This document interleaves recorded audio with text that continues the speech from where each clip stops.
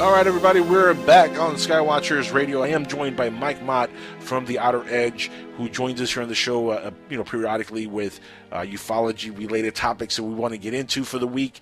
And it's always a pleasure to have you on. Welcome back to Skywatchers, my friend. Thanks, man. Glad to be here. Now, what do you have for us this week? What topics did you bring on board here that you want to go over? Because I know you sent me a bunch of links earlier today. Yeah. And I know there's some stuff you want to go over with us. You know, there's a pattern I'm seeing with some of these recent, I should say, UFO stories.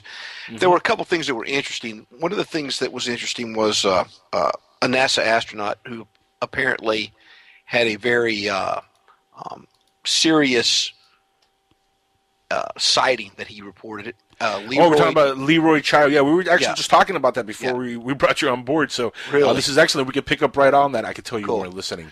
Well, that's to the first part of the show, because it seems legit to me. I mean, folks? Trying to explain it, trying to explain it away as a fishing boat is seen down the ocean on the Earth is ridiculous because of the distance. I mean, it would not have looked that large. You know what I mean? It had to be a really big fishing boat, Mike. Yeah, like a couple 100 miles wide. Bigger than the Titanic. Yeah, and we talked about Leo earlier, also, by the way. But bigger than Titanic. Yeah, that's just the most ridiculous. I mean, that's right up there with swamp gas. That's just it's absurd. So that's a pretty legit story. And then there was another story, where these they've apparently recorded another strange signal, which seems a lot like some of the signals that we send out in search for extraterrestrial intelligence. And so there's a nearby star where they say that they have actually picked up a signal just for, a very short period of time. I don't remember exactly how long it was, but it was a very short period of time. It was a large pulse. And, but it was apparently, it very, very much had the characteristics of an artificially created signal. And what I think it was only 10 seconds long, basically. Okay. But, that's interesting. Was it repeated, though, or was it just like a one-time signal? Just one time. And this has happened before, way back when. I'm trying to remember when it was. I think it was like in the 70s, sometime 77, they had one like that from a whole other area of the sky.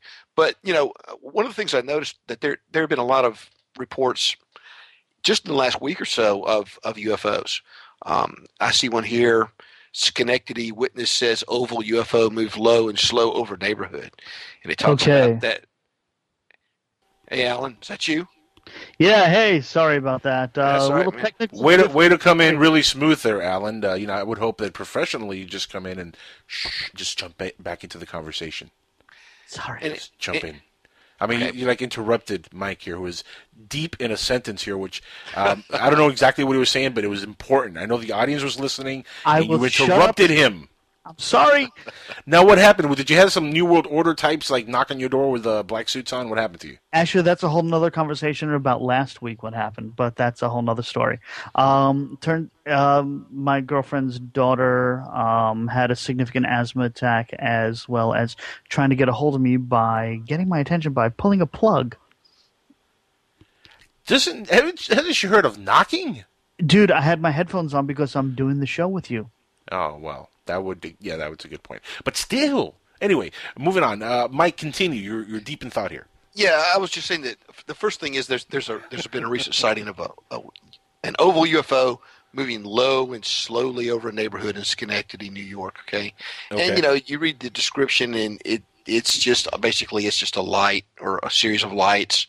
It's the same old thing. There's another deal where low-level UFO incidents have been apparently there were several of those in 2013 in Pennsylvania. Stan Gordon, who was on on Unraveling the Secrets as a guest when I was hosting that. Way back when. Yeah, he's a great researcher, and Stan Gordon, excuse me, he had a lot of accounts of some low-level UFO incidents, similar types of objects and so forth. And there were some others. There was one in Lewisham, which is over in the UK in Kent or near Kent. UFO buffs spot intelligently controlled. Because I guess it must have been I don't know, maybe it was skywriting or something. Craft heading toward Kent. Did it write congratulations so-and-so for their wedding on the Sky Cruise? Yeah. And it's not a very good alien ship, if that's what they're doing. And I don't know exactly where it is. There was another one that was seen in the UK, similar. It had multiple lights on it, and it flashed and stuff. And these things are, being seen. There's a lot of these recently in recent weeks. But you're I mean, a lot of these are reported, obviously, but how many of them are reported from astronauts, for crying out loud? Exactly. You have two stories which are significant. The astronaut story and the 10-second pulse from a nearby star. Excuse me. But the thing is about these other sightings, very interesting. There's an author named, what was this guy's name? Nigel Watson. Nigel Watson is a UFO author, and he's kind of been lurking on some UFO groups and message boards. And I would suspect maybe some skeptic websites because, skeptics these days are actually debunkers. That's what they really like to do. They're not really skeptics in the traditional sense. They're more like they have to prove something or disprove something. So this guy apparently found plans for a worldwide UFO hoax in April. Oh, I saw that actually. And so what he's doing here, he basically revealed what these guys were planning to do. They're trying to get people all over, people who have remote operated aerial craft, like helicopter, radio-controlled helicopters, and you know what they're doing? The one that I saw, someone pointed out that they were planning on hoaxing. They were going to get one of these radio-controlled helicopters and get one of those toy Tron discs from the Tron movie that light up and put it to the bottom of the radio-controlled helicopter and fly it around, because that way it has more than one light going on it. And that's... Well, what he said was, that I think I'm going to do that. They've been trying to get participants in the USA, the UK, France, South Africa, and the Netherlands. And all of these countries already are some of the countries where they've been reporting all this flurry of, flashing lights and strange, silent, intelligently controlled craft over neighborhoods. And I'm starting to think that these are the people that are getting ready for the hoax. I think they're practicing. Exactly. They're testing their little remote operated vehicles. They're getting ready for the big April Fools. They said they want to create an apocalypse-like idea in the media. So, when you hear these things, you got to kind of. But that's the Obama drones. That news is already here. It's the Obama drones. Yeah. Well, that's a whole other thing. But yeah, I mean, basically, these guys are. People like this they obfuscate the truth. They're not helping to solve any mysteries, answer any questions. All they want to do is confuse everything. Right. And that's what they're going to do. And so I think it's already started, because a lot of these things that people are seeing in the last couple of weeks really do sound like, low-tech remote operated vehicles. Well, there's two types of people that we're dealing with here. Well, you got to realize more than two, actually. But go ahead. No. Well, you're saying there are some people that are there just to obfuscate. There are some people that get off on doing it because it's their job to obfuscate and be the shills in the UFO community. And then there are people that are doing it just for giggles. And there's a big separation between the two with this whole hoax thing. There are people that are doing it just because it's fun, and there are people that really are doing it because they want to confuse us. Right. Well, this is a coordinated. Well, there's a third also. There's a third tier of people here. You have people who are trying to create an image for themselves, and they will use some kind of a hoaxed event to create themselves into some kind of a occultist-like figure in ufology. Which happens a lot, by the way. They would like to stir up a fervor. Right. In the UFO community, and then they could come out and say, "Oh, you fools, that was us. Oh boy, don't you all feel stupid?" That's just like the Bigfoot guys, the Bigfoot hoaxer guys. I mean, the same exact thing. Same thing. And the thing is, they've now changed the date. They're saying they're going to change the date from April 1, because if they do it too close to April the 1st, then people will know it's a joke or a hoax. So now they're planning on changing it, and they even had a thing. This is what they said. Anyone who has a multi-rotor drone or anything that can carry a strip of LED lights and hover is invited to join in this event. It says here they plan on launching the drones at 8 p.m., whatever their local time is, and they've got participants in the USA, UK, France, South Africa, and the Netherlands. So basically, this is a coordinated hoax event, and it's going to be relatively soon. It may be before or after April. And like I said a minute ago, I think that a lot of this already is we're seeing these people practicing. They're getting their toys out and flying them over their local neighborhood, and people are just to see what kind of reaction they get, also to test it, whatever. But these are people that are actually coordinating a worldwide UFO hoax. Low tech. But, That's interesting.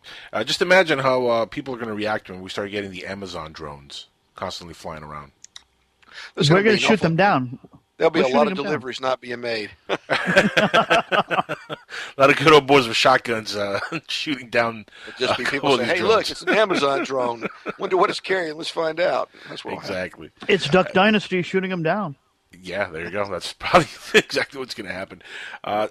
Going back to the story though with Leroy Chiao, the interesting thing is this is very far up there, 230 miles above the Earth, traveling at over 17,000 miles per hour. That's really, really fast for them to say that. Oh well, we could definitely define this as fishing boats. I'm with you, Alan. I'm calling Bull Twinkies on this one also. Big time. Thank you. By the way, folks, for any of you who are tired of hearing us use the term Bull Twinkies, please give us a very UFO-oriented version of it as well too. UFO Twinkies. Please. No. Alien Twinkies? No. Great Twinkies. What about cow UFOs that land on the ground? What? Cow patties? That's interesting. Thank you, cow patties, but there's a UFO version for it. Cow patties, I like that. I don't know. We got to think of something better than... And I'm a vegetarian, which is funny if we start using cow patties, by the way. Okay. We're not going to use it as fertilizer. Yes, it's cow patty. Fertilizer. That's it. I don't know. We got to think. Patties. Yeah, it's a flying patty. That's it. It's a flying cow patty. I'm calling flying cow patty on this one. Yeah. That's the thing. I mean, man, you're just making it complicated for me with my light accent here, aren't you? It'll take me a couple of weeks to get that right. So I'm gonna let Alan just say it. With me. You shut your mouth. I'm just gonna let you say it from now. I'm not even gonna say that one. So. Okay. By the way, has anybody seen this new show, Hangar One, yet? No. Okay, I was just flipping through on the History Channel. Yeah, and you were right the first time, actually. The only reason I call it the Hitler Channel is because you're Jewish. No? Well, that too, but every single day, from 1 o'clock to 3 o'clock, it's always a World War II show, and it's only the Germans' perspective. Really? I don't know why. Well, I mean, the other perspective is there's a lot of screaming and burning. Nobody wants to really see that. No. We got that with Passion of the Christ. That's a snuff flick, dude. Like, nobody really wants to see that on the History Channel. Dude, I just saw the Passion of Christy. I don't know what you were watching. Well, but that was for download. But that's a whole other thing. Wow. No, but seriously, this new show called Hangar One. Chris Christie has a snuff film out. No. No, it's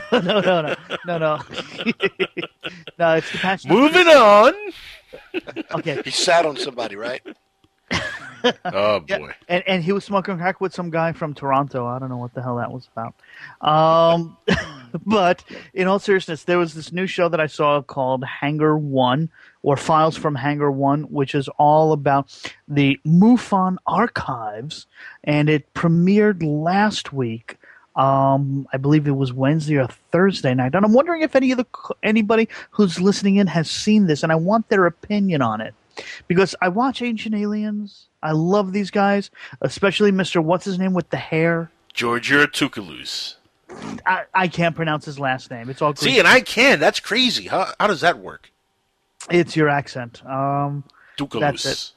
No, you know what it is? You know what it is? He and Bill Burns are kind of like, they're cool. And I was talking to Bill the other day, and just hearing Bill Burns, repeat his name over and over for about 45 minutes, as it started from one question that led to a 45-minute answer. That's kind of what happens. Love you, Bill. But he explained in detail their relationship, and it was a passionate explanation. And after that explanation, I will never mispronounce his name again.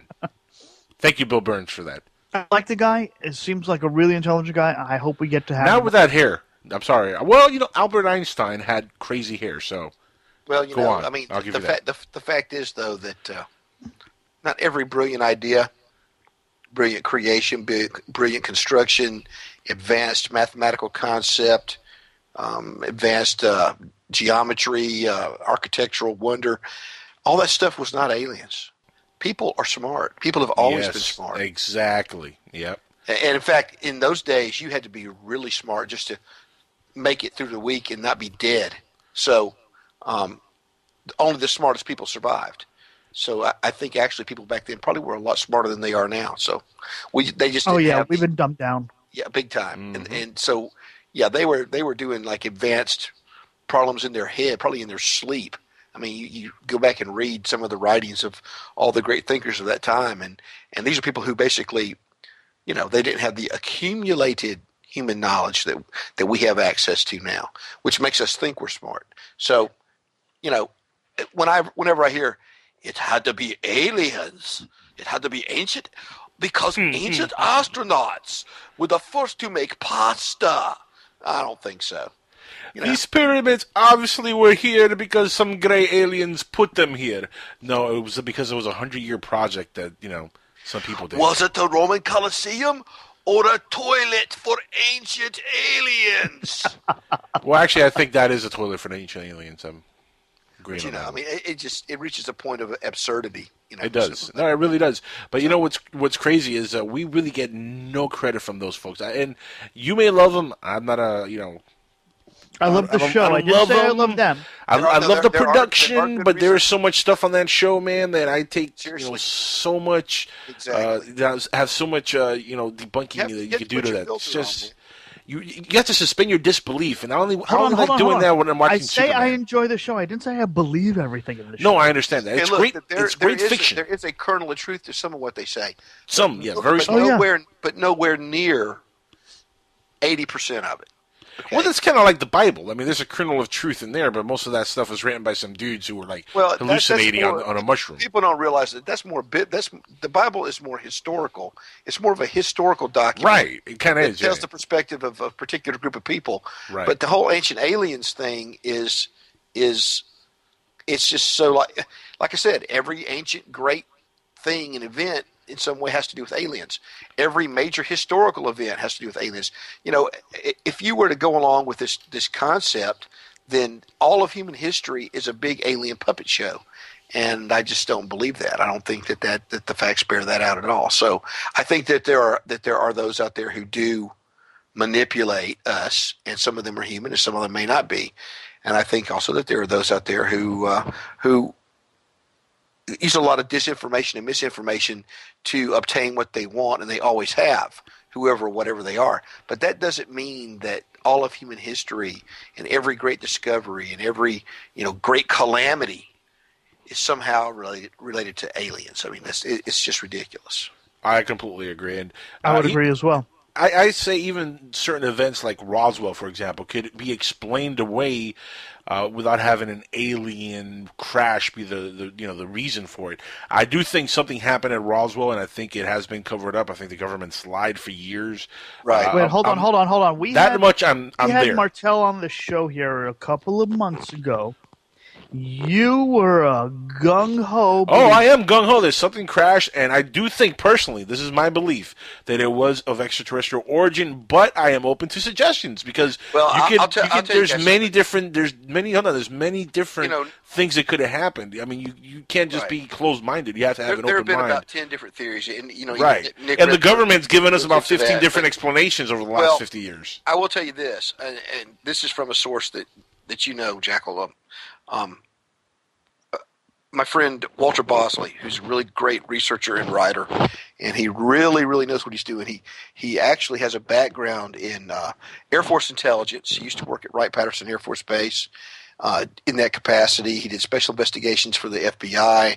He's done counterterrorism, and of course now he's looking at all this stuff. But when he came on our show way back when, he talked about, and he's done this more than once, that he had his grandfather was in intelligence, and at the time of the Roswell crash, something else was going on in that area, and he later told Walter that people thought it was aliens, and that was kind of what they want you to think.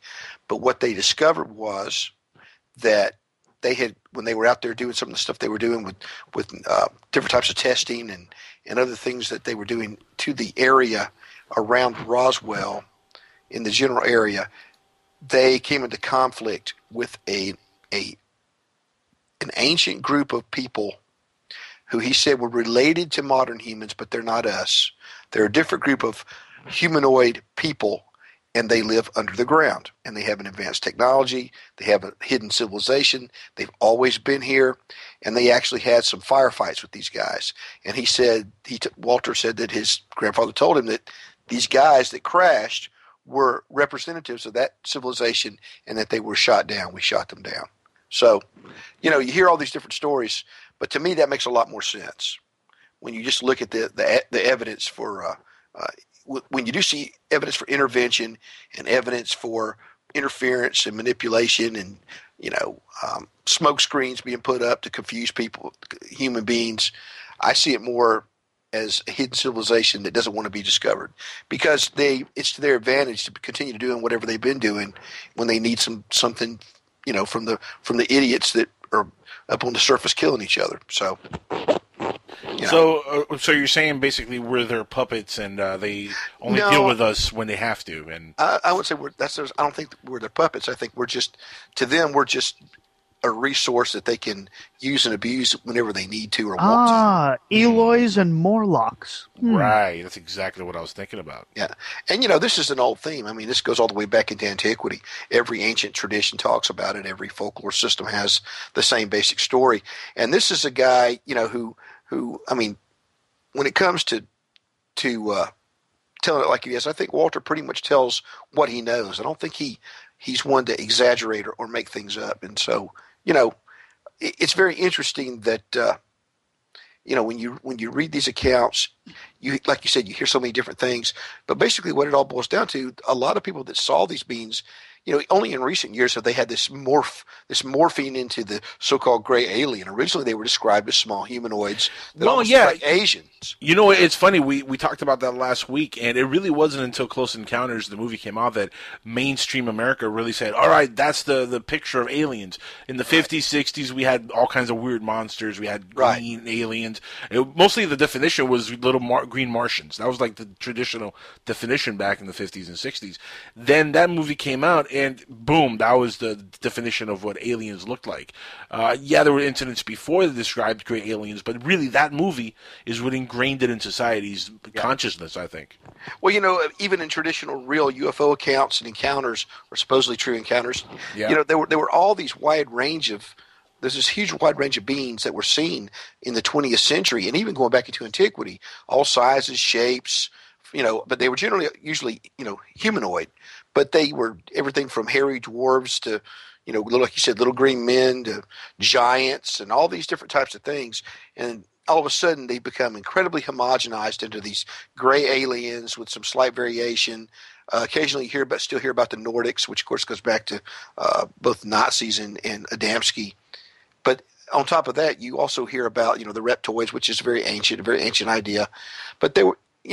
When you look at the popular culture, you'll see things like in the Twilight Zone. I think that there were some episodes of Twilight Zone that really influenced the UFO phenomenon, the way people think about these things.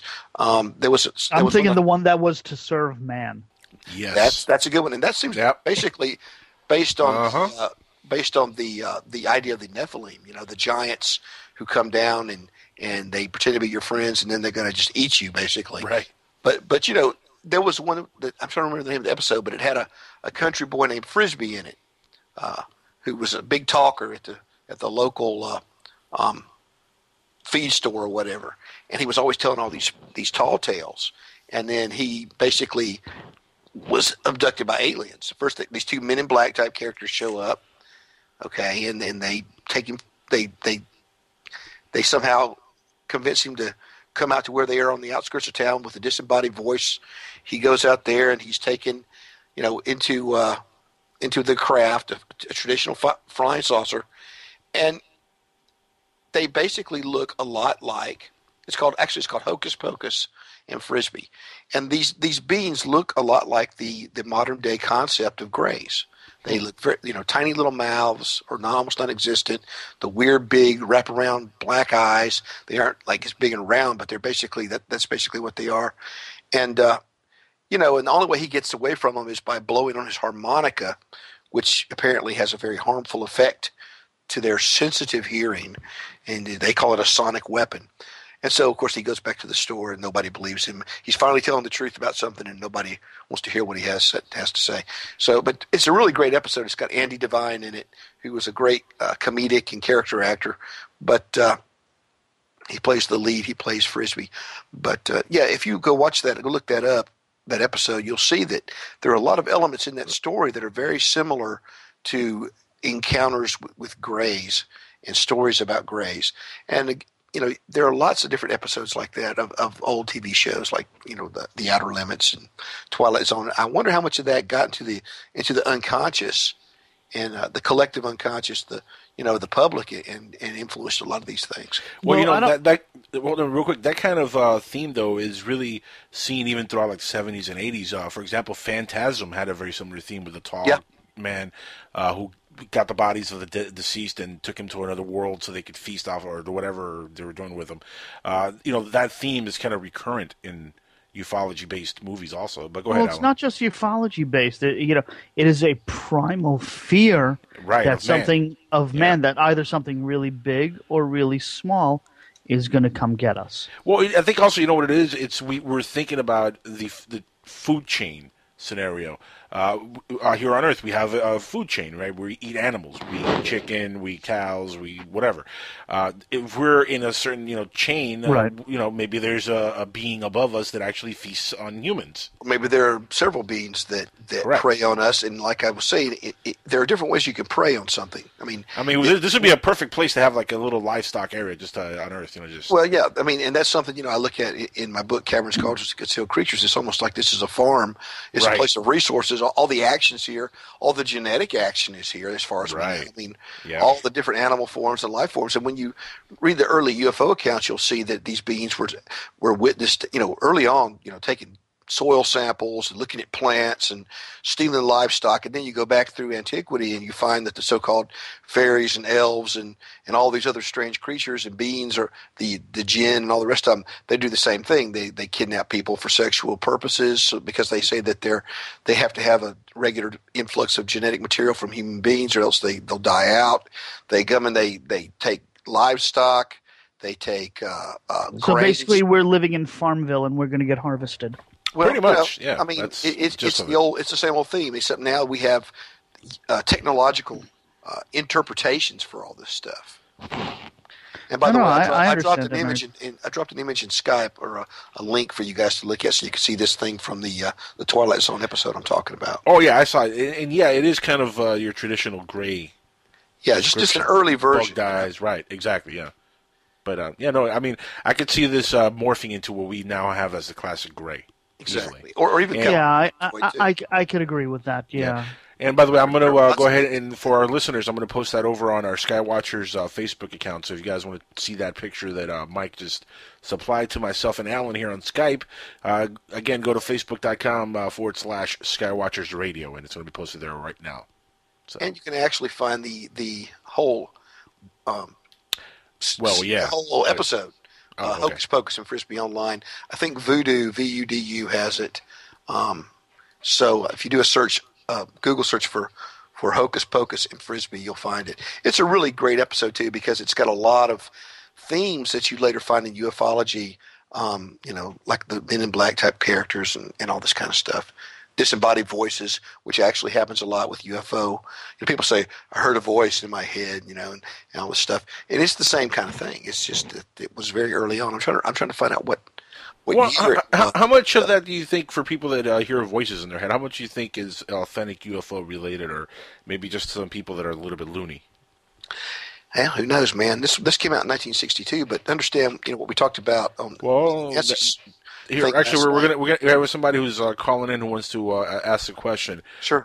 Scorpio's on the line with us. We only have a few minutes before we go on break again. Scorpio, what's up, dude? Hey guys, so you were looking for more colorful metaphors for when you want to call hoax on something? Yes. Oh, sure. Yes, but remember language. Yeah, I want to take a couple stabs at it. Okay. How about bull crop? That's a good start. I like that. Bull crap.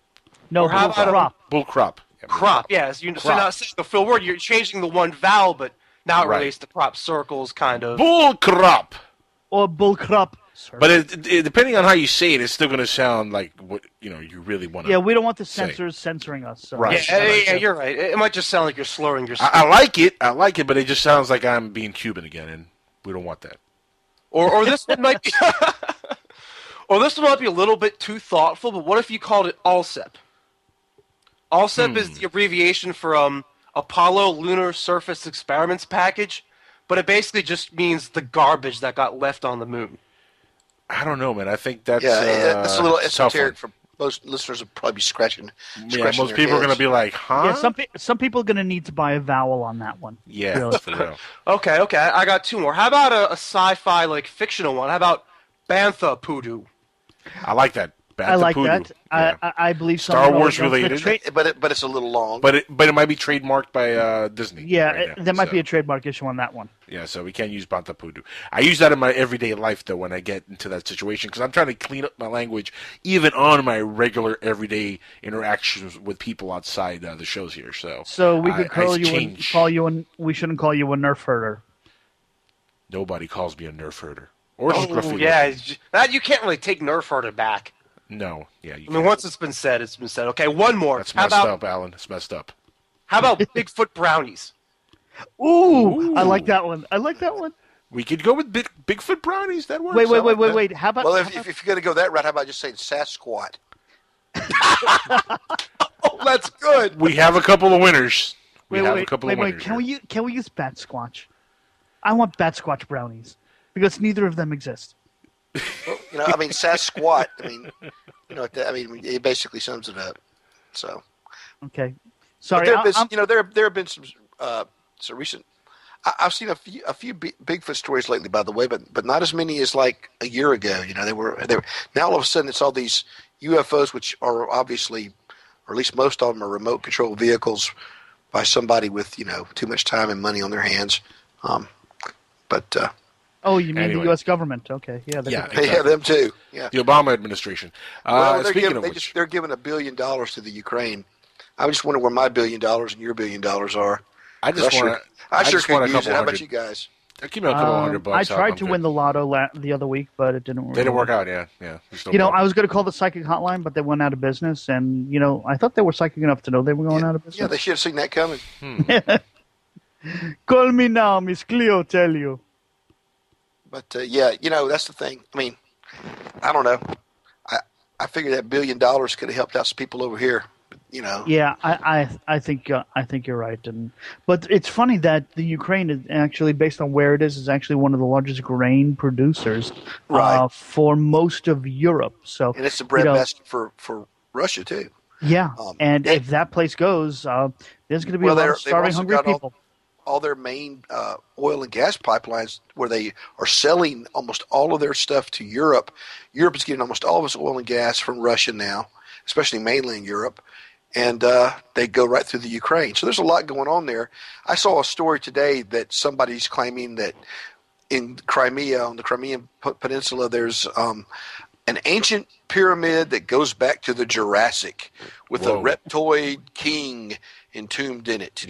All this stuff, and that's why they're there. They invaded Ukraine to secure the reptoid. Oh, I saw that. That knowledge. I saw that the pyramid. Yeah, I saw that, and I read that before we went on air, and I didn't know whether to read that story or not because it was weird. But there could be something there. But it could be something there. Yeah. I don't think that has anything to do with them invading the Ukraine. It's just all their oil and gas pipelines go through there, and like Alan said, they all their food comes from there. Yeah, I'm calling Bat Squatch poo on that one. Yeah, there you go. By the way, we're almost out of time here on this segment. Mike, I want to give you a minute here to again promote your website and the show that you're on. Please do that, and we have to go because we're going to have Olav Phillips here in a few minutes after the hour. So I want to make sure that we get him on and give him the entire hour. So give us again your links and where everybody can listen to your radio show on PSN-radio.com. But give out the other link for the website so they can check out the podcast also because podcasting is fresh. Everybody, it's all there, all the episodes. So give it away. Yeah, go to theouteredgeradio.com, theouteredgeradio.com. There you will find a plethora of weirdness and all the downloads, like Jackal was saying. We are on live Sunday nights at midnight Eastern Time from midnight till 2. And so check that out if you get a chance, because we have a lot of fun. It's Tim Schwartz and I, and we always have an interesting guest or two come along. And every now and then Tim Beckley makes a semi-regular appearance, about once a month, I guess. So we have a lot of fun over there, so check that out. And if you want to go check out my books and all that kind of stuff, and you can go to motomorphic.com, MOTTIMORPHIC.com. And there's a link there to my blog, motomorphic.com/blog. But you can go there and see the fiction and the nonfiction, the research stuff, the artwork, all that kind of stuff. So, yeah, just go there and have fun. And I appreciate you guys having me on. It's always fun to come on here and talk with you guys. So, hey, it was my great best to hearing Olav. from you. Thanks, we definitely will. Love having you on, my friend, and we will have you on again pretty soon. So, all right, thanks, buddy. You guys, get ready for it. Be careful. Keep your ear to the ground, because the New World Order is listening. That is true. Tell us something we don't know. Yeah. Now pull the plug. Yeah, no kidding. All right, Mike, thanks for being on, buddy. Now we have Olav Phillips. And Olav, welcome to Skywatchers. It's a pleasure to have you on, man. It's the first time you've been on this show, and welcome. Well, it's a pleasure to be on the show. It's a great show. Now, give the audience a little bit of your background. Well, no, he's lying to you, folks. It's a good show. Great, I don't know, man. We still have a lot of work on before we can get to a great show. But tell the audience a little bit about yourself, man, because we went over your bio earlier, and you're a very interesting dude. You archive a lot of UFO-related stuff, which I didn't know that somebody was doing this kind of work. So give us a little bit of your info on your background. Sure. Well, the main thing that I've been archiving these days is video. I've been a researcher in UFOs and conspiracies for some time. Mm-hmm. I've been on a lot of radio shows, TV shows. I was on UFO Hunters. I'm actually going to be on America Unearthed, I guess, in September.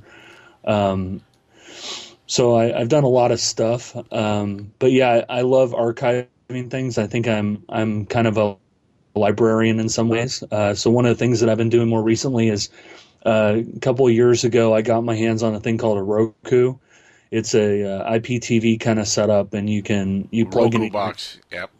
Roku box. Yep. So I went out and I've started to try to curate rare, lost, old UFO, conspiracy, cryptozoology documentaries, old TV shows that appear to be abandoned, nobody cares about anymore. So are you talking about stuff that's public domain already, or stuff that's still held by the rights owners as well? No, I try to focus on things that are public domain. Okay. There's some stuff that's a little gray area. Mm-hmm. Wherever possible, I try to, even if I'm 99% sure it's public domain, I try to confirm it first. I'm not here to rip anybody off. Hold on your bio, it says that you have a database of over 142,000 recorded sightings. Has that grown over since you wrote this bio? I guess maybe a year or two ago when you wrote it. I don't know when you wrote this, but 142,000. That's a lot of recorded sightings. How much do you think are there? You haven't actually recorded yet? There are millions. I think that are unrecorded, or the problem is that when you think about UFO sightings databases, is that everybody has their own, right? You've got the National UFO Reporting Center, you've got, MUFON, you've got, right, QFOS. I mean, everybody's got a separate one, and there's no unification. So I mean, GUFON. Shout outs to GUFON. Yeah, QFON. Everybody has one, So how do you really get an accurate number? You can't. And does everybody play well with each other to share information? Definitely not. Question. Yeah, I don't think so. No, I would argue that they don't. I mean, it's one of those things where I've always believed that kind of information, at least is manageable, should be free. But a lot of them hold it tight. Almost like it's intellectual property. And the reality is that this is UFOs we're talking about. if we're going to understand anything out of that data, it has to be shared and it has to be centralized. Only if it's centralized, then you have millions and millions of sightings, which I'm sure there are. Could you start to run analytics against it and start to understand patterns? And, I've tried in some small way to understand patterns, but, I have a limited data set. I got to ask, how many hours and hours of video would you say you have put together now? Oh, on the Roku channel, I think I have over 400 videos. What is that Roku channel? Please plug it. It's the Anomalies channel, so theanomalieschannel.com. Excellent. And big shout out to Doc Marquis and the Global Energy Movement guys and Secret Space Conference. They were kind enough to let me put their stuff up. Programming the Nation, another great documentary. Conspiracy HQ, I put all his stuff up. So, a lot of content. Excellent. I'm going to be rummaging through it. Let me ask you, with all that video content that you have, is there one particular year or one particular decade that sort of sticks out that seems to have more sightings than any other? Well, with all the video, these are full-blown documentaries. So I think I tend to kind of gravitate toward documentaries made in the 70s and the 80s. It was a very prolific time for UFO film. Alan Landsberg, the guy who made In Search Of, was just getting started. You have, Chariots of the Gods, Mysteries from Beyond Earth. A lot of these programs came out in the 70s and the 80s. And there's a quality to those documentaries that I really enjoy, especially Landsberg. Landsberg was brilliant. His documentaries, In Search of Ancient Mysteries, In Search of Ancient Astronauts, and The Outer Space Connection, especially Outer Space Connection, was shot in 35 millimeter. It was designed to be shown in a movie theater, so it's a very epic kind of documentary. Not the ones today aren't quite as epic. So there's something, I think, lost in the beauty of seeing it in a movie theater. Now, Olaf, question: did Bill and Nancy Burns have any participation with the original putting together of the Roku box with you? They did. I think I've heard this story from them before. Yeah, they bought me my first Roku. I knew I wasn't going crazy. No, they wanted to potentially put up some of their stuff. It's a project that never came to fruition, but yeah, anytime they want to put their stuff up, good to go. I've got it all figured out now. Oh, good times. I owe them eternally for that purchase. Yeah, shout-outs to Bill and Nancy Burns. Shout-outs to them. Bill and Nancy are great people and, fantastic researchers, ran a great magazine. So, yeah, and the future is bright with the reboot that they're going to do with their magazine. Their yeah, it's very exciting. And Future Theater is a fantastic show. I was on it once. It's really a great show to listen to. I know. I produce it. I know. Oh, sure. No, but don't hurt yourself, pat yourself on the back there, folks. Not at all. Shush. Olaf, let me ask you, speaking of the documented sightings that you have you come across the Mona Lisa alien from the Apollo, I think it's the Apollo 20 mission, supposedly, that's been leaked on the internet for a couple of years now? I did. I actually have done interviews on it. What is your thought on that? Because that when I saw that, I said, I think this might be real. But we've been fooled before, man. The alien autopsy in the 90s killed me when I found out that was fake. Because I was for sure that was a real alien. I saw them open it up, and I was like, finally, the truth is being revealed. And then I find out Santilli and all them lied, and it was a big hoax. And I almost started crying like a little baby. So I don't want to do that again. I don't want to get my hopes that high. But what do you think of this Mona Lisa alien video? Well, actually, I made a short-form kind of documentary-ish thing about it. Not really any voiceovers, but it's all the collected film that's legitimate, as near as I can tell, of Apollo 20. I think. So, are we all in agreement? Hold on. Does this mean we're all in agreement that Apollo 20 did happen? I think it did. I have no reason to say it didn't at this point. Okay. I think some of the footage is messed with. I think that it's been manipulated. I don't think it's, the guy, I forget his name, who was Rutledge, who was the supposed commander of Apollo 20. His story makes no sense whatsoever. Agree. Yeah. But What do you mean? I think What do you the mean it footage makes no is real. sense? Well, What do number you one, he says he's a commander in the Air Force. The Air Force has no rank of commander.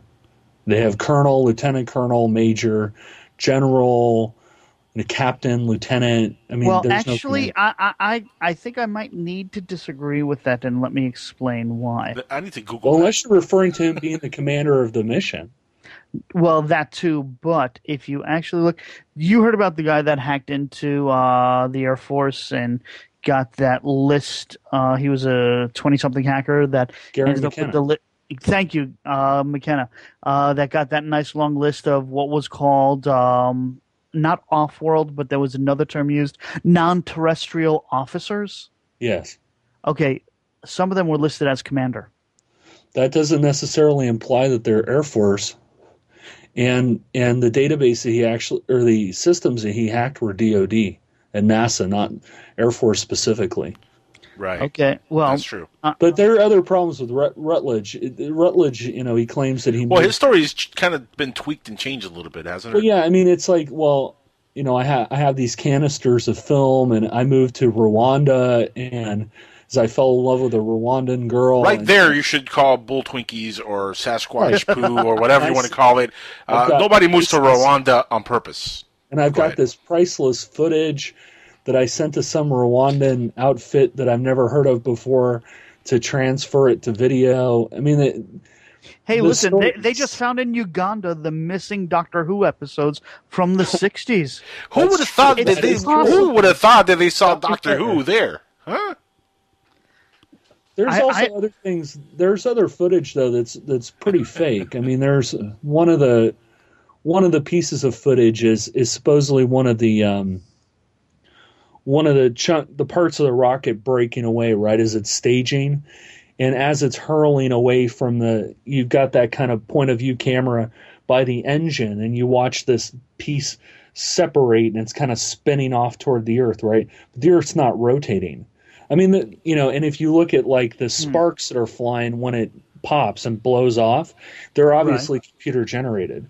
The stuff I think that's real is the stuff inside the capsule.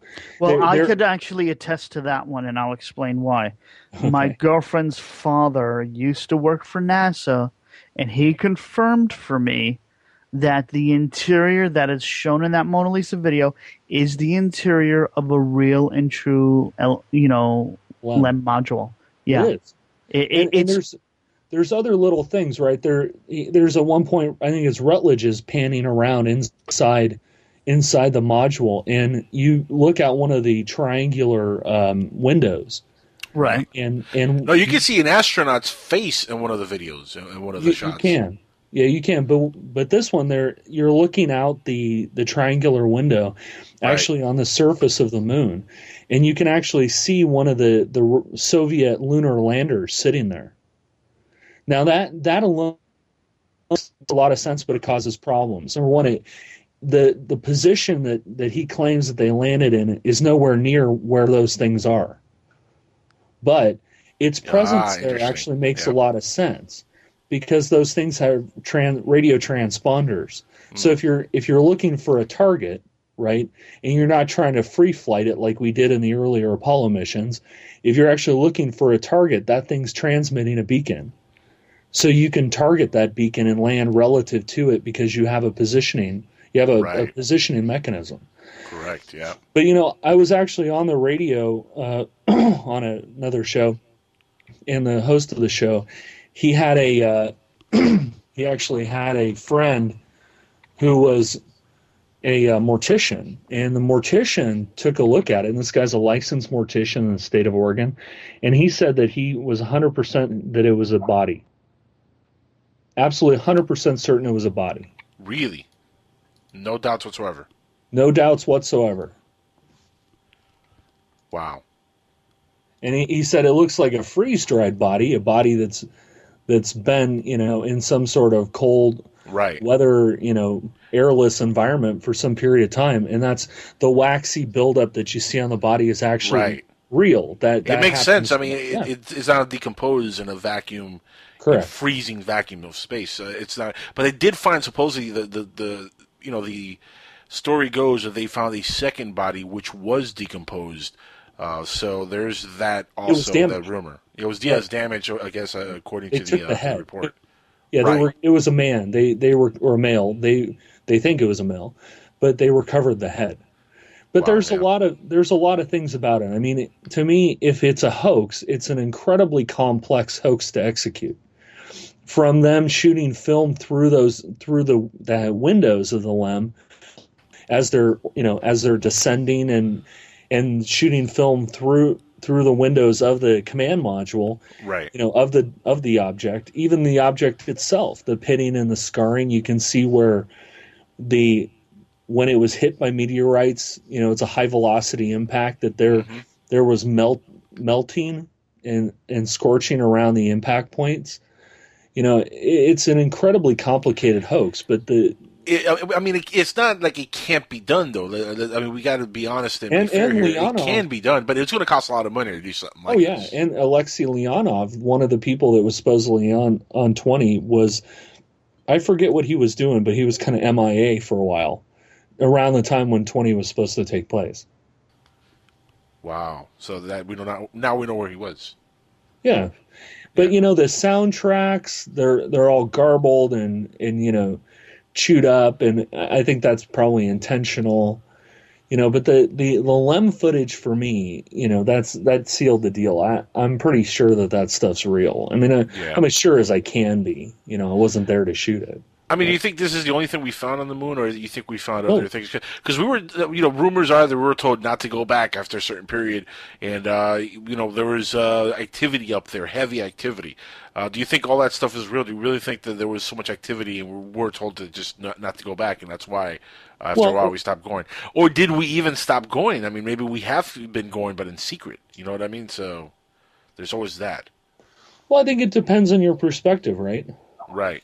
If you're very bought into the idea of aliens being on the moon, there's this notion that they told us they've got a base on the far side of the moon, which is, perpetually turned away from the Earth, right? And they told us not to come back.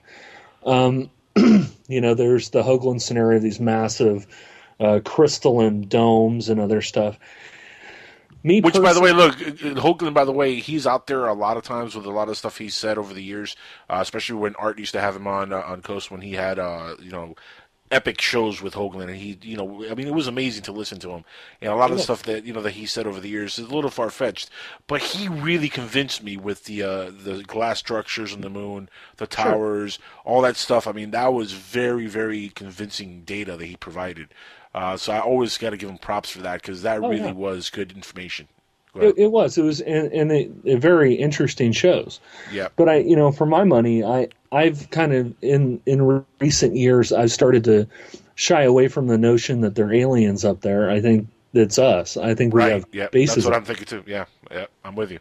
Because even in the late 50s, the Army had a project called Project Horizon, where they wanted to establish a base of a couple hundred soldier astronauts. The Air Force, I forget the name of the term. I wrote an article about it for Paranoia. Mm-hmm. I forget the name of the project, but a couple of years, like 1961, the Air Force was preparing to build a moon base with like 80 astronauts.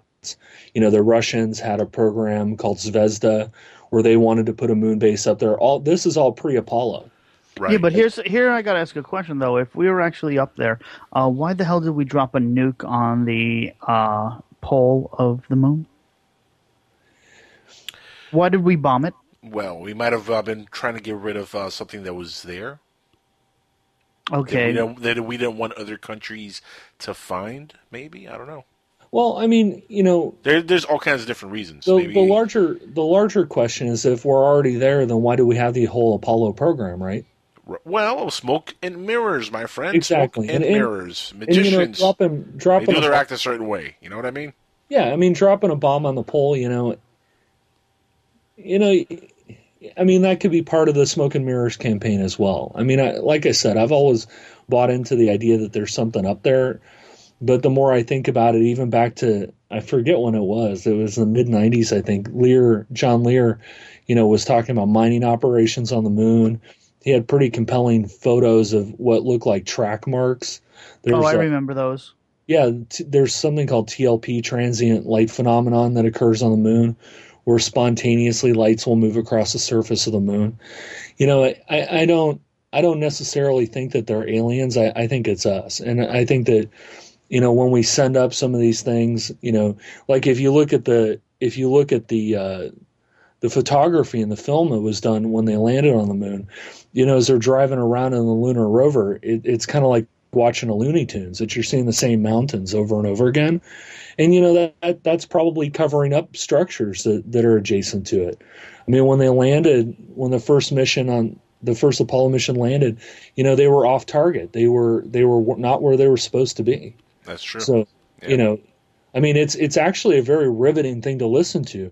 Yeah, but let me ask you this then. What about the unique large structures that are still on the JPL photos and the NASA photos, like the mile-long towers or mile-high towers and other stuff? We could not have built that. To get the tools, supplies, the smelting, the ore, all the stuff, it ain't ours. Well, I'm sure we found a lot of stuff out there, and we've taken over some bases a bit up there. In fact, there was another video, Olav, and I don't know if you've seen this, of a base on the moon. It shows the astronauts actually walking through the base. I've never seen that one. You'll have to send me the link to that one. Oh, I'll send you that in a couple minutes. I'll look it up here in a second. But it's. I mean, as far as there could have been something existing there. I mean, if you think, as I do, that Apollo 20 is real, obviously something alien was floating around up there. We didn't build that. Well, I would say, are we sure it's alien? Because that was way too humanoid. They actually have the description of this Mona Lisa figure having 6 fingers, and we know in the Middle Ages, most people that ended up being born with 6 fingers, because it was a genetic trait of ours, they killed off.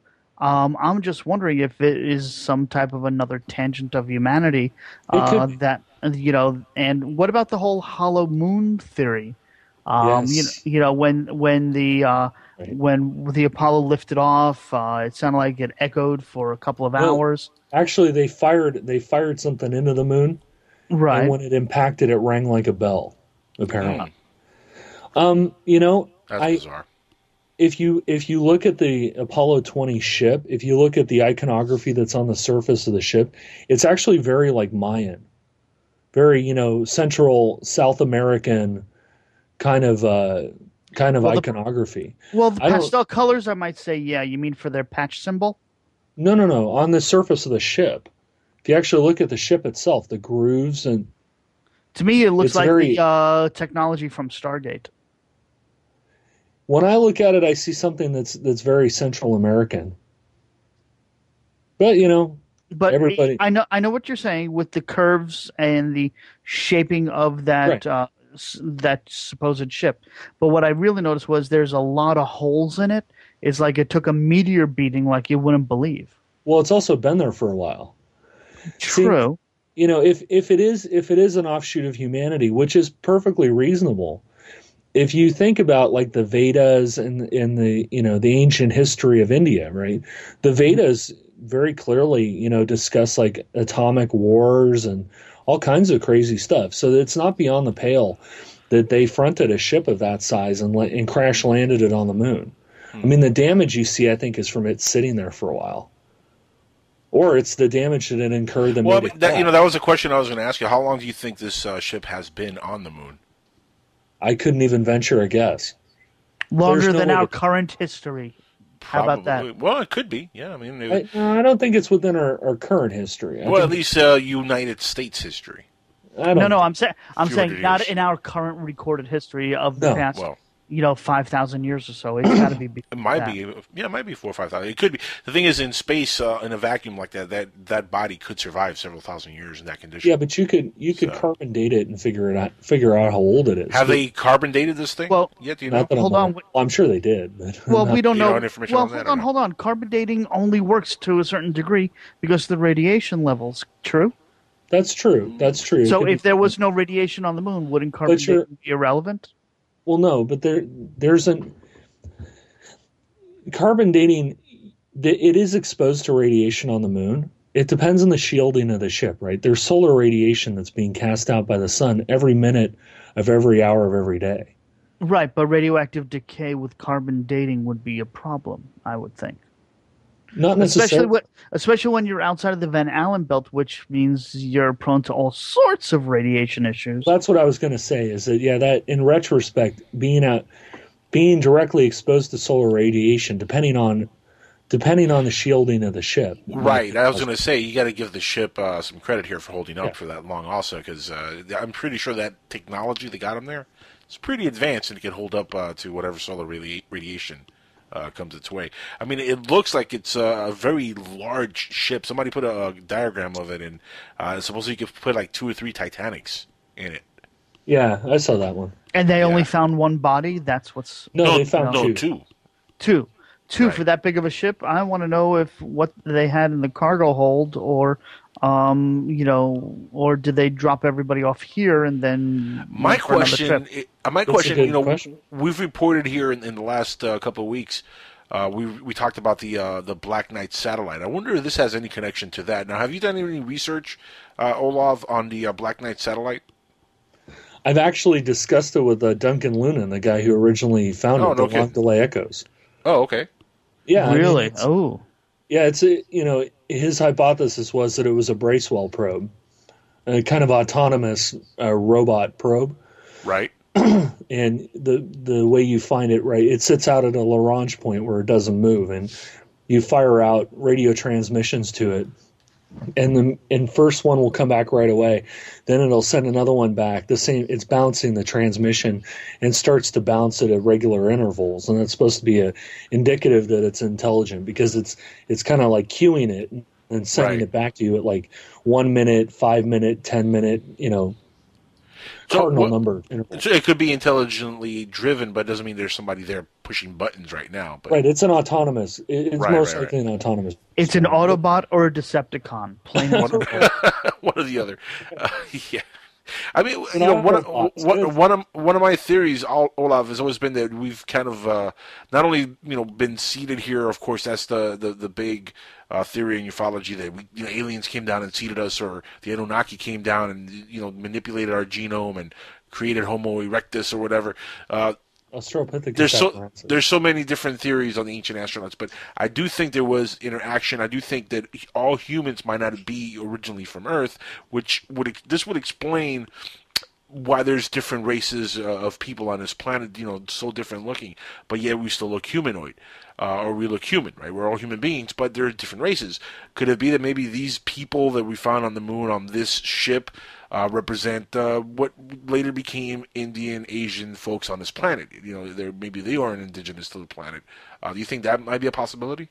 Well, I have a bias on this because I actually studied anthropology. Okay. So, Make me look not smart. Go ahead. No. It's not hard, really. It's not, Olav. Shut your mouth. Go ahead.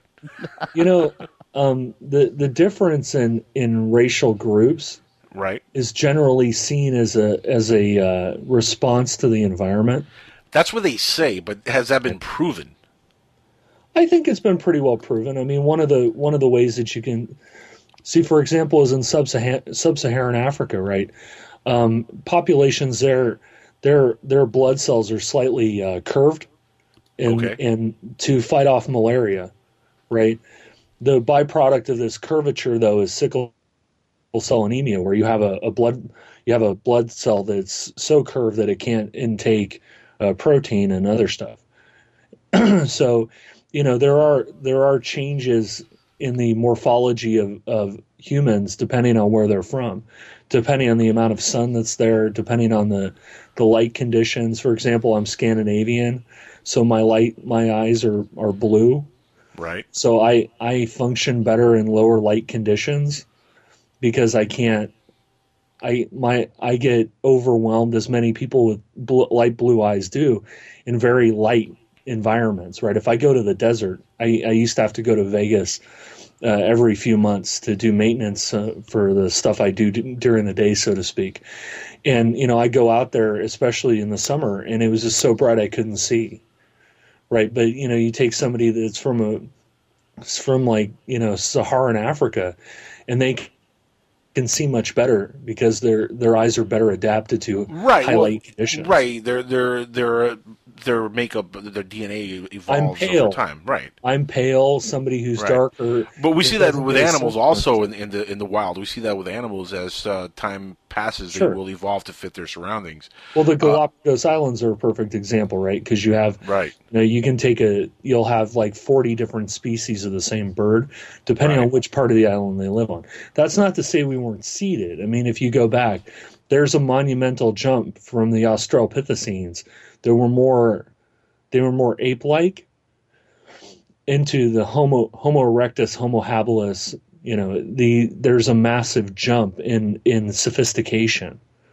But one of the more interesting jumps is that when you get into the Cro-Magnon and you get into the Homo neanderthalensis, that they coexisted. But like the Cro-Magnon actually had a much larger brain. That if you look at the size of the brain, I think it's like 1,500 cc's is a standard human brain. The Neanderthal actually had something that was on par with that, where the Cro-Magnon actually had like an 18 or 1900 cc brain. Their brains were actually larger, and as a result, they were seen as more sophisticated. But the Cro-Magnons died out, and the Neanderthals continued. Olav, let me ask you a question. Were you listening to our show earlier before you hopped in? No. By any chance? We were talking with a gentleman who was talking about the possibility of, even up until today, that another species of humanity or somewhere where it's split off is still and currently living inside the Earth. And that's where what the Roswell whole situation was an encounter really with them, not with off-worlders, to say the least. It's possible. Well, everything's possible. It's possible. And here's the thing: there's a lot of evidence. There's a lot of evidence going in that direction, Alan, because of the whole USO phenomenon. A lot of people reporting seeing UFOs coming out of the water, or USOs as they're called now, and that tells you that they are definitely doing something down there. Whether that's where they originate from, that's part of that theory. That's assuming that they're alien. Exactly, that's assuming they're alien. I mean, they could be. Here's the thing, and he's talking about Mike Mott earlier. They could be us. They could be just government agencies that we have that are so black budgeted that they have bases deep down in the ocean that we don't know about. AUTEC is a classic example. AUTEC is, the Area 51 of the Navy. If you're going to hide something, right? You have two options. You can hide it on the Earth, and that goes back. There was a great documentary thing done on some of the early programs at Area 51 around the A4, or not the A4, the A12 and the SR-71. These guys, they'd go out and they'd be working on the plane, be like, okay, there's a satellite pass in 14 minutes. And they'd have a stopwatch, and they had to truck everything back into the hangar, wait for the satellite to go over, then they come back out. They continue their work, right? So if you build it, even in Patriot games, there's this notion they're in a terrorist training camp. It's like, there's a satellite pass, everybody go in the tent. You're prone to that if you're on the surface. If you decide to hide whatever you're doing under the ocean acts as a kind of protective layer. Right. Even to the point where if you're running nuclear reactors and other things that are generating a fair amount of heat, the ocean will dissipate it, so you can't necessarily get strong heat traces from a satellite in the ocean, right? And we have, like the Laurentian Trench or the Laurentian Abyssal is effectively bottomless. So, if you're hiding stuff, that's a great spot to hide it. Well, we don't have the technology to go that far because of pressure. That's what they tell us, Alan. Well, remember, that's what they tell us. Doesn't mean that's what the actual facts are, my friend. The guy who runs the Skunk Works, I forget his name right now, but he runs the Skunk Works, and he has a very famous quote where he says that not only does he have the technology to take ET home, but he got a contract to do it. No kidding. Yeah, that's a real quote, as far as I know. That's the best quote I've heard all year. Actually, that's a good quote. But from my point of view, I've done some of the research I've done more recently indicates that at least a sizable portion of the UFOs that we see. Now, I'm not saying they're all human, but at least a sizable portion of them are actually human built and powered. That they're not necessarily alien. I think there is alien stuff up there, but I don't know that, I tend to side on the Hynek Valley kind of chart where they say, okay, 10 or 15% of them are so anomalous that they're alien in origin. I mean, I saw a UFO once, a few at once, and they were doing things that no human pilot could do. They were obviously, alien to me. But once again, no human pilot considering the technology you think we have, but if they have anti-gravity technologies, they could probably simulate the interior. Like, look at Star Trek, for crying out loud. I mean, that's a perfect example of what could be done. Look, Star Trek for years has made technologies possible in the future. I mean, they've dreamed it, we've made it happen. So who's not to say that... The first cell phones, the modern cell phones, not the big bricks from the 80s. Right, the smartphones. Yeah. They open up like a communicator. I always used to get a kick out of that old Motorola. You flick it open, So who's not to say that we don't have that technology already? No, there are hundreds... You could be in that starship, man, and you don't feel anything, and you're good to go. Right, you can sit on your chair. There are hundreds and hundreds of years ahead of us. I mean, look at Stanton Friedman, right? When Stanton Friedman, renowned UFO researcher, was in the private sector in the 50s. He was putting nuclear reactors in aircraft. Correct, yeah. So, yeah, I mean, they do things on DARPA that we can't even imagine. That's why I say they're so much more advanced than we could ever conceive. But so I don't put it past them. There's compelling evidence that a lot of the UFOs that we see, even back to the Betty and Barney Hill story, a lot of these UFOs that we see are, I think, human in origin. I don't think that Betty and Barney Hill were abducted by aliens either. Travis, when I interviewed him years ago, said on my show, and he said it, several times before. I'm not the only person he's told this to, but he said that he feels that there might be some kind of MK Ultra connection to what happened to him. He did see Nordic-looking aliens or Nordic-looking beings on the ship. I think that this is definitely a possibility, but he also saw gray aliens. So you think there is a connection that really is happening? Do you think that we really are in bed with the grays? Do you think that is really the secret behind everything? And are the grays from the Earth? I guess we could go back to that conversation from earlier also. What are your thoughts on the whole connection with Travis Walton there? Well, I think seeing the Nordics is very interesting. That's something that I've done some research into. As far as the Greys, a lot of times people have reported the Greys as to be some sort of a biological automaton. I mean, maybe we built them. I'm not completely bought possibility. Into Zeta Reticuli thing. Maybe it's funny you say that because there are people who say that the Greys are robots or they're androids or whatever. Right. I mean, that's a possibility, but could it also be possible that they were left here by some advanced race that came down, seeded us, left them here to kind of monitor what was going on?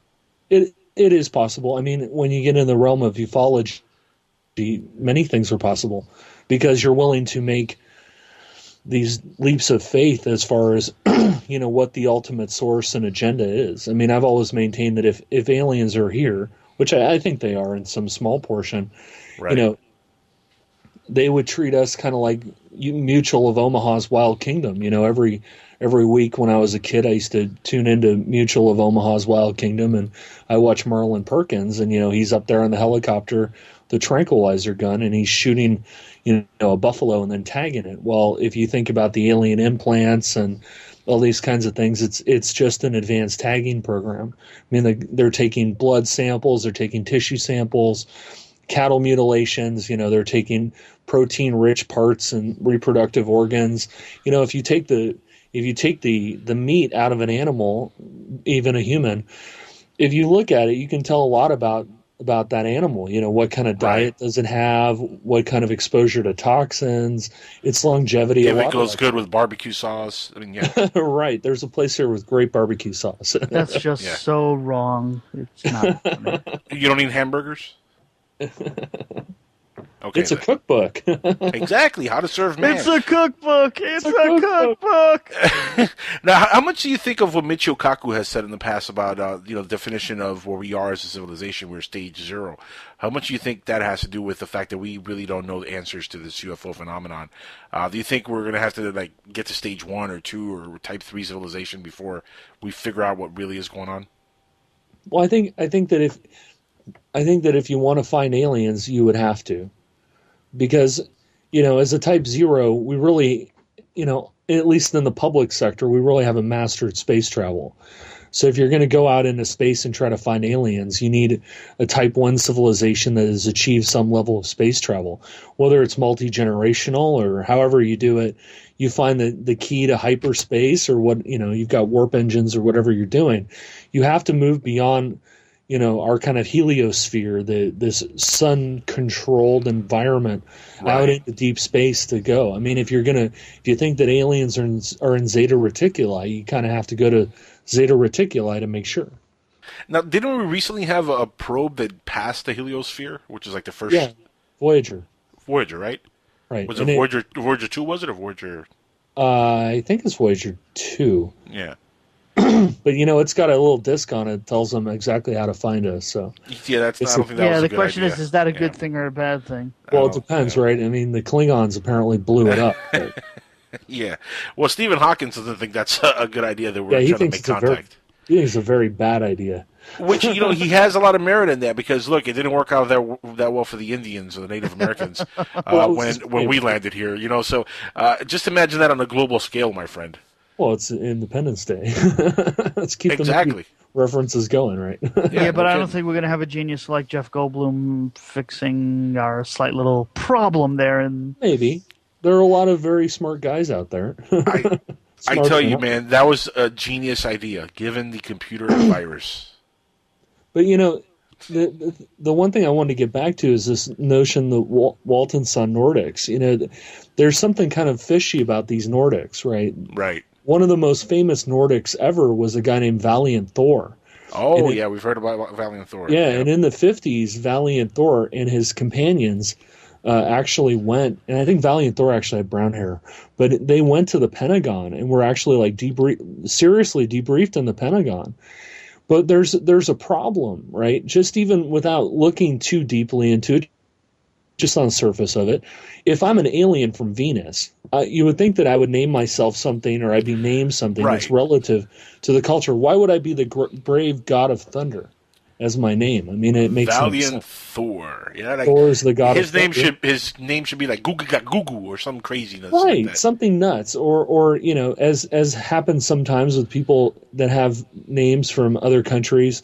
They'll have a kind of English name. Yeah, like Bob. Africa. Yeah. Right, but Valiant Thor, brave god of thunder, there's a kind of implication there. And if you look at Betty and Barney Hill, in the first regression that they did, the one that a lot of people don't talk about, Barney Hill says that when they were abducted, when they went on board the ship, that the aliens actually looked like Nazis, that they wore black, tight, form-fitting jumpsuits. They were black, silver piping, very reminiscent of an SS, Panzer uniform. And one of the other interesting things is that he said, and I believe Betty Hill said, that they were actually guided around by a red-headed Irishman. And the reason that that's significant, and people a lot of times don't know this, is that during World War II, the IRA, the Irish Republican Army, actually sided with the Nazis. And the Nazis actually gave them equipment and training. The IRA actually sent large numbers of people into Nazi Germany to be trained on how to use, their submachine guns and their, the Panzerfaust, their anti-tank rockets, and a lot of stuff. It was so significant that the IRA and the there's another group, mainly the IRA, but they actually sent a contingent that fought in the Spanish Civil War on the side of the fascists. And they had people that fought in World War II on the side of the Nazis. So it's perfectly reasonable that there would be a red-headed Irishman there on there. If it was controlled by the Germans. You would also expect to see Scandinavians, because there were a large number of Norwegians that sided with the Germans, Italians, French, Spaniards. These, you would expect to see this. Well, you do. And if you look at, I found an old Look, I think it was Look magazine, did a piece on symbols that are seen on UFOs. And if you actually look at some of those symbols, they look like symbols from World War II. There's the chevrons that the Luftwaffe used to put on the sides of the planes that designate the rank of the pilot. There was a symbol that looked like that was used by the Italian fascists on their aircraft. Another funny thing is that people would report seeing these like boxes kind of on the sides of the UFOs, and they'd have like a red star, and then it would say like USSR and then a number, or it would have like a box, and then it would say like US and then a 4-digit number, or UN and a 4-digit number. It's always like two things out of the Roman alphabet, like letters, and then 4 digits, and then some sort of a symbol in a box. Well, if I'm from Venus, I'm not going to put on the side of my UFO and then 4 numbers that I could read. And call myself Valiant Thor. Right. The other problem I have is that if you look at the the star map, the famous star map, as far as I know, I could be wrong, but that star map appears to show the path from the Earth somewhere else. Right. Commonly, indigenous groups, including here in the United States, when we make maps relative to where we're from. Right, we start at our starting point and we move outward. Right, Absolutely, you would never get somebody from Zeta Reticuli. The starting point would be Earth. Right. No, and that makes perfect sense. And all that stuff, again, happened after the war. And here's what's crazy, Olav. We inherited all the Nazi scientists and all that stuff from Nazi Germany, and we brought them all over. It is very plausible that they continued whatever secret program the Nazis were working on. They joined forces with what was going on. That's what's been going on in secret for the last 60, 70 years. All this stuff is very, very plausible. It's very possible that what happened to Betty and Barney Hill was some kind of a MK Ultra scenario, maybe something mind control, where they think they saw aliens, but they really were being manipulated by Nazis or the descendants of what was left from Nazi Germany. All that stuff is very, very possible. It's amazing to think about that this could be the possibility, or it could be the actual the reason behind all the UFO phenomenon, or at least a big part of it. Space Nazis. Yeah, space Nazis, no kidding. Olav, listen, we're almost out of time. It's been a blast having you on the show, my friend. I want to give you a couple minutes here to please plug your website, anything you're working on. If you're going to be at any convention or anything in the near future, I know you authors like to go around and plug your book. So, anything you want to plug, please take a couple minutes here to do so. Well, the Roku channel, it's theanomalieschannel.com. I write a lot for Paranoia Magazine, paranoiamagazine.com. And yes, you do. Most of my articles, you can find them on conspiracyhq.com. And actually, I have some in a conspiracy journal as well. Very cool. Olaf, we have to have you back on in the near future, man. You're oh, yeah, guest. Very much so, yeah. Anytime. Thank you for being here, my friend. We're going to let you go now, and we're going to say goodnight here on Skywatchers Radio in about a minute here. I just want to go again and thank everybody who would join us tonight, from William Michael Mott to our caller, Scorpio, and all you listening out there. Shame on you again for not calling in. I don't know what the heck is going on, because we have a lot of listeners right now, and they didn't call in. But phenomenal guest, Olav. Again, you're great. We want to definitely book you for the very near future. We'll be back live again next week, everybody, right here at 1 a.m. Eastern on Skywatchers Radio, on the Dark Matter Radio Network, and on PSN Radio. For my co-host, Alan, say goodbye, Alan. Bye-bye, Alan. For our guest, Mr. Olav Phillips, say goodbye, Olav. Bye. There you go. This is Angel. This is Skywatchers Radio. And for Keith Rowland, our chief, I bid you good night, and we'll see you again next week. Take care, everybody.